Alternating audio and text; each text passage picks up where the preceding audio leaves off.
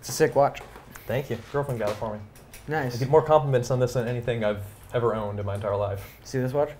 It's pretty awesome. Right? Yep. It's got the PlayStation buttons. Love it.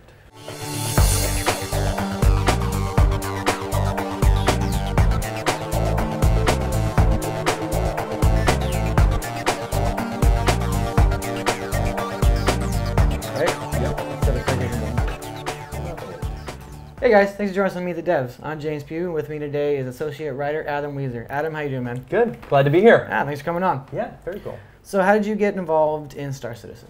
So I got involved in Star Citizen. I worked at Chris Roberts' production company, Ascendant Pictures, 10, 11 years ago. So that's where I first met Chris. I met John Schimmel there too. He was one of his executives at the company. John's the head of linear content here. And that's where I also met Dave Haddock, the lead writer. So over the years, I've stayed in close contact with Dave. I've seen John every once in a while. And when they were finally looking to build up the writing staff here, in the meantime, I'd gone off and I'd done some like film and TV work. And had always been in State of Gamer. So when this opportunity came up, it was actually just the perfect kind of confluence of events, and was lucky enough to join the team.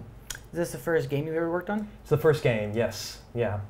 What TV shows and movies were you doing before I got here? So before this, I worked with a writing team. So there were actually two guys, and we worked for a few years, and we optioned a few scripts, and we did the entire go around and pitch, pitch movies to studios and stuff like that. And it was a lot of fun. Nothing ever got made. The closest film we ever got was kind of had a director, had cast all lined up, and then the financial crisis hit, and the indie company that was financing it just went away. They're like, nah. Yeah, sorry, it's not quite gonna happen. So did that for a handful of years, then did the same thing, except in the TV world, where you just kind of the same thing, go around, pitch shows, go to networks, do the entire rigmarole, and it was fun, but at the end of the day, it's there's not a ton of those jobs out there too, and slowly but surely my writing partners decided that they had other things they wanted to pursue, and it left me kind of just sitting here trying to figure out what to do.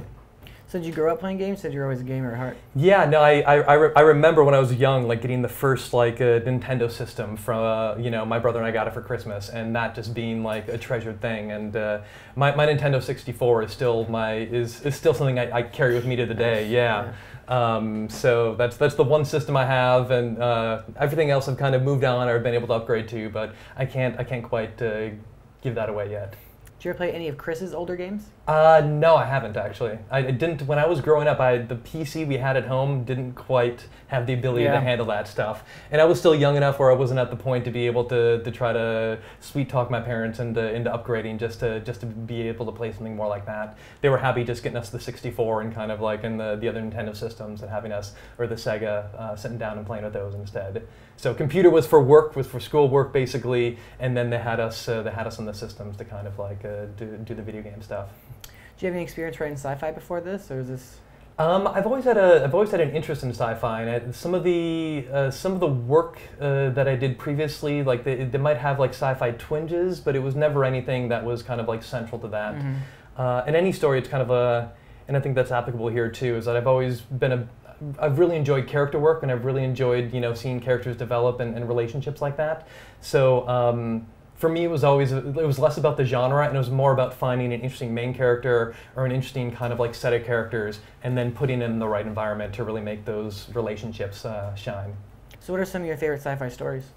So when it comes to books, probably the author I've read the most is Philip K. Dick when it comes to sci-fi. And I know it's also strange sci-fi, but that was one of those, I came across a few of his books in high school, and I just couldn't stop. So I think I probably have 10 to 12 on my shelf right now.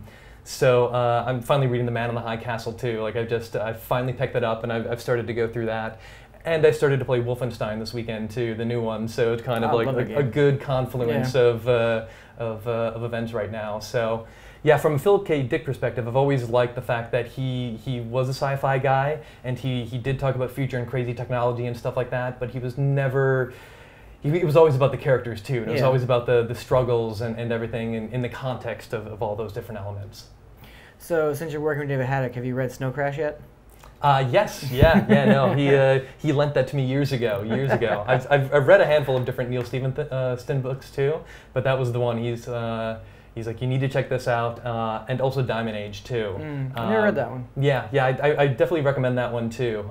That was actually the first one I read by Stevenson, and it definitely got me into him. And he was talking about iPad-like devices before there were iPad devices. And I know he'll always say he just writes a million things, and it's only the 2 or 3 things that catch on that people seem to pull back to. But I've seen him speak a few times too, and he's always very intelligent and very, very interesting. And he wrote a great piece too about laying the actual like cable under the, I think between the U.S. and Asia and stuff like that to actually transport the the early days of the internet back and forth. And that was one of his great nonfiction pieces too, which was both kind of like interesting and science heavy, but also it's anything he writes is always pretty interesting also. All right, man. Before I let you out, we got some rapid fire questions. You ready? Yeah, bring them. All right. Favorite movie? It's so tough, but I'd probably have to say A Clockwork Orange. Never seen it. You should. Family fun. Favorite video game? Mario Kart 64. Dude, that's the best Mario Kart. Yep, it is. It is. Like, hands people down. can get all like, oh, the new one's the best. You're wrong. Yeah. Double Dash is terrible. Yeah. But yeah, 64 is by far the best New one's one. fun, but 64, the maps, the levels are just fantastic. So you can't good. play. Even though there's only, 8 characters? Yeah, exactly. But it's fine. Perfect. You hit someone with a green shell, fired straight backwards, it's the best feeling in the world. Yeah, and then like on Wario Raceway, if you have a lightning bolt, you wait right just like before they go over that jump, hit it, they're down. That's like, puts them back half a lap. Yep, strategery. Right. So key in that game. All right, now, favorite ship in Star Citizen? I really like, one that I really like is still in the works, but the Vanguard I think is pretty awesome. Yeah. They were finishing that up right as I got started here, so I got to see them I was actually on the art side at that point, and they called me over like, hey, take a look at this, what do you think about this? And it was just cool to see the process behind it, but I think it also suits the kind of gameplay I would, I kind of gravitate towards. Sort of the military aspect? Yeah, military, but kind of long-range bomber too, so maybe not the most agile thing out there, but I'll roll in with a lot of firepower and try to do as much damage as I can. Awesome, man. Well, thanks again for joining us. Hey, pleasure. Once again, I'm James Pugh. This is Adam Wieser, and you just met a dev.